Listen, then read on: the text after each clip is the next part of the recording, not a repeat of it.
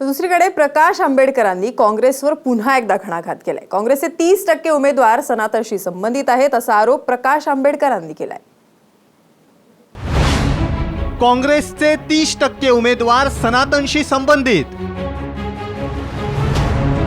प्रकाश आंबेडकरांचा काँग्रेसवर गंभीर आरोप। काँग्रेसने काही उमेदवार जे उभे केलेले आहेत त्याच्यापैकी 30% सनातन संघटनेशी संबंधित आहेत। आरोप फेटाळत काँग्रेसचा आंबेडकरांवर पलटवार।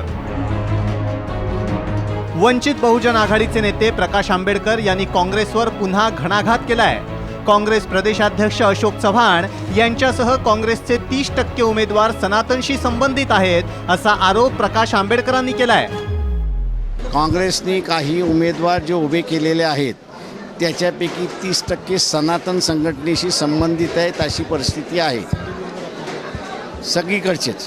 किंवा अशोक चव्हाण इन्क्लुडिंग अशोक चव्हाण सुद्धा। दुसरीकडे काँग्रेसनं आंबेडकरांवर पलटवार केलाय। प्रकाश आंबेडकरांनी हा जावई शोध कुठून लावला असा सवाल अशोक चव्हाणांनी विचारलाय। त्यांचा हा जावई शोध त्यांनी कुठून काढला हे खरं आश्चर्यजनक बाब आहे। खरं म्हणजे प्रकाश आंबेडकरांनी जर या बाबतीत बोलायचं असेल तर त्यांनी शिवसेना भाजपवर बोललं पाहिजे। म्हणजे त्यांची भूमिका शिवसेना भाजपच्या बाबतीमध्ये नेमकं काय हे स्पष्ट होत नाहीये। काँग्रेसवर टीका करण्यापेक्षा खऱ्या अर्थाने जे RSSच्या विचारसरणी अनुसरून जे भाजप सेना सरकार आज महाराष्ट्रामध्ये किंवा देशामध्ये कार्यरत आहे त्यांच्यावर खऱ्या अर्थाने टीका करण्याचं काम त्यांनी केलेलं आहे। मग भाजपची बी टीम कोण हा प्रश्न लोक आता विचाराशिवाय राहणार नाही।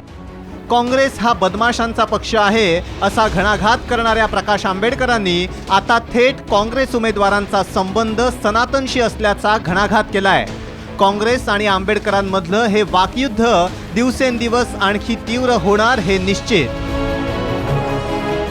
सोलापूरहून भारत नागणे आणि नांदेडहून संतोष जोशी, साम टीव्ही।